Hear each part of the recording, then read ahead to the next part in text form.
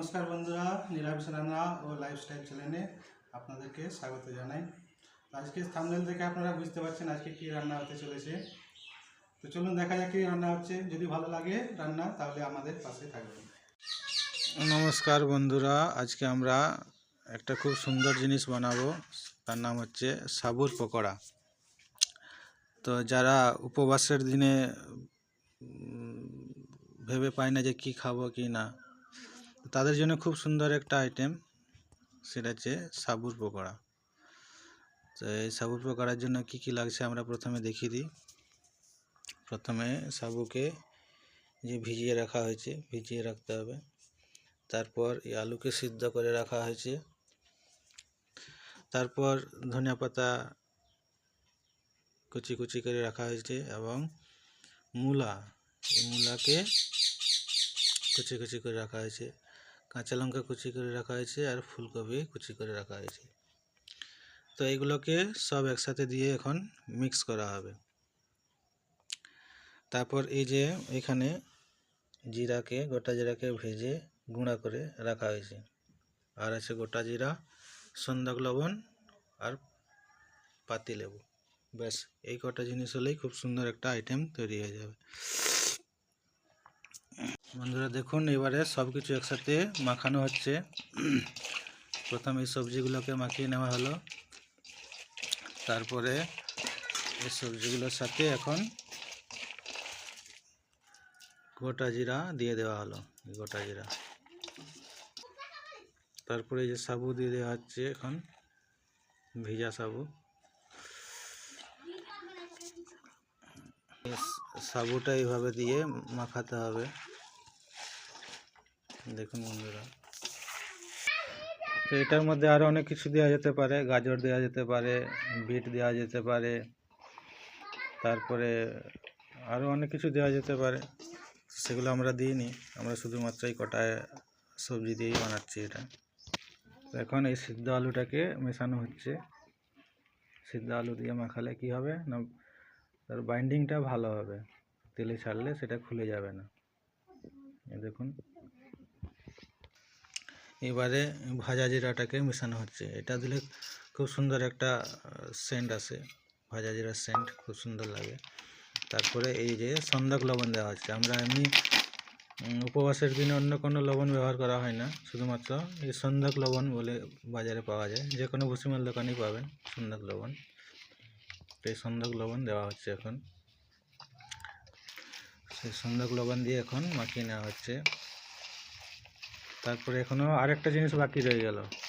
এখন খুব সুন্দর সেন্টের জন্য কাগজি লেবুকে কেটে দেওয়া হচ্ছে। কাগজি লেবু দিলে তার সেন্টটা খুব সুন্দর হবে, আর একটু টক টক ভাব থাকবে, খেতে ভালো লাগবে। এই দেখুন, কাগজি লেবু মেশানো হচ্ছে।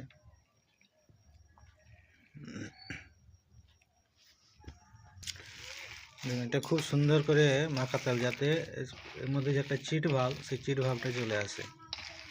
দেখুন, যত মাখাবেন তত চিট ভাবটা চলে আসবে। এই জন্য খুব ভালো করে সেটা মাখাতে হবে, তবে গিয়ে তেলে ছাড়লে আর খুলে যাবে না। এখন আমরা 10 মিনিট মতো ঢাকা দিয়ে রেখে দেবো। 10 মিনিট পরে আমরা এটাকে তেলে ফ্রাই করব। তো বন্ধুরা, আমরা 10 মিনিট পরে চলে এসেছি। এখন উনানে কড়াই চাপিয়ে তার মধ্যে সানফ্লাওয়ার তেল দেওয়া আছে, সানফ্লাওয়ার তেল। তো ব্রতের দিনে সরষের তেল নিষিদ্ধ, সেদিন ব্রতের দিনে সরষের তেল খাওয়া চলে না, তাই সানফ্লাওয়ার তেল দিয়ে এটা ফ্রাই করতে হবে। তো এখন আমরা ওই সাবুর যে পকোড়া, সেটা আমরা এখন ফ্রাই করব। এবারে দেখুন বন্ধুরা, এইভাবে গোল গোল করে চ্যাপটা চ্যাপটা করে সাবুগুলো ছাড়তে হবে। এই দেখুন কত সুন্দর, দেখুন তেলে আর খুলে যাচ্ছে না, দেখুন চিট চিট হয়ে গেছে। কেননা ওই যে আমরা 10 মিনিট ঢাকা দিয়ে রেখে দিলাম, তার জন্য এখন কত সুন্দর চিট হয়ে গেছে, বাইন্ডিংটা ভালো হয়েছে। দেখুন বন্ধুরা, এইভাবে কিছুক্ষণ হয়ে যাওয়ার পরে তারপরে এগুলোকে এইভাবে পাল্টে দিতে হবে। এক পাশটা হয়ে গেলে তারপরের দিকে আরও পাল্টে দিতে হবে, তাহলে দু পাশটাই ভালো করে ভাজা হয়ে যাবে। এবার পাল্টানো হয়ে গেছে এখন সবগুলো। দেখুন একটাও পকোড়া খুলে যায়নি, সবগুলা কত সুন্দর হয়েছে, একদম মুচমুচে হয়েছে। এখন আমরা এগুলো কড়াই থেকে তুলে নেব, একটা একটা করে তুলে নেব যাতে তেলটা সম্পূর্ণ ঝরে যায়।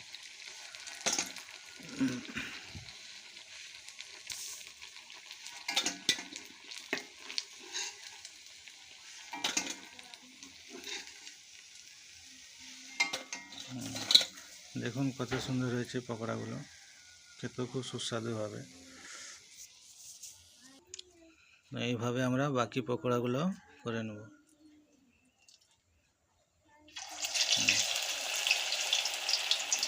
বাকি পকোড়াগুলো এইভাবে আমরা করে নিচ্ছি। বন্ধুরা, আমাদের পকোড়া ভাজা হয়ে গেছে, এখন আমরা খেয়ে করে জানাচ্ছি কীরকম লাগে। দেখি একটা খাই। অসাধারণ অসাধারণ। বন্ধুরা, আপনারা এইভাবে বানান, খুব সুন্দর হবে, খুব সহজ পদ্ধতিতে। নমস্কার।